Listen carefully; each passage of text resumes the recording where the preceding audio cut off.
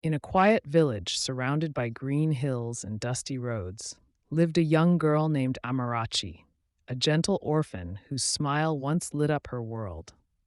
She lost her parents when she was just 6 years old, and since then, life had become a heavy burden on her small shoulders. Her father had remarried before he died, leaving her under the care of Madame Joy, a woman whose heart was filled with bitterness and greed. At first, Amarachi thought she would find love again in her stepmother's arms, but soon she learned that the woman saw her only as a burden. Every morning before the sun rose, Madame Joy would shout, "Amarachi, you still dey sleep. You no go fetch water. Lazy girl like you go die poor." The young girl would rub her sleepy eyes, pick up her broken bucket, and walk barefoot down the rocky path to the stream.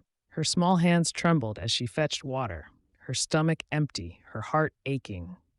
While Madame Joy's children ate rice and stew, Amarachi ate only cold gari mixed with tears. Whenever visitors came, Madame Joy would pretend to be kind, saying, "This na my daughter. Oh, I do take care of her well."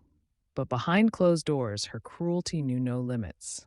She would beat Amarachi for the smallest mistakes and force her to sleep on the cold kitchen floor.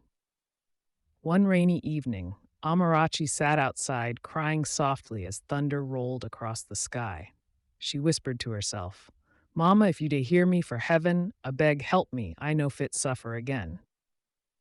The next morning, a kind old woman named Mama Ngozi, who lived nearby, saw Amarachi carrying a heavy firewood load and stopped her. "My pekin, why you dey carry this heavy load alone?" she asked. "Mama na my stepmama send me," Amarachi replied weakly. Mama Ngozi followed Amarachi home that day and saw the bruises on her back. Her heart broke. She went straight to the village elders and told them everything. The villagers gathered and confronted Madame Joy. At first, she tried to lie, but Amarachi's tears spoke louder than her words. The elders warned Madame Joy and took Amarachi to stay with Mama Ngozi, who treated her like her own daughter. Under Mama Ngozi's care, Amarachi began to smile again. She went back to school, learned to read, and grew into a strong, kind young woman. Years later, she became a teacher and opened a small school for orphans and poor children, saying, "No child should suffer the way I did."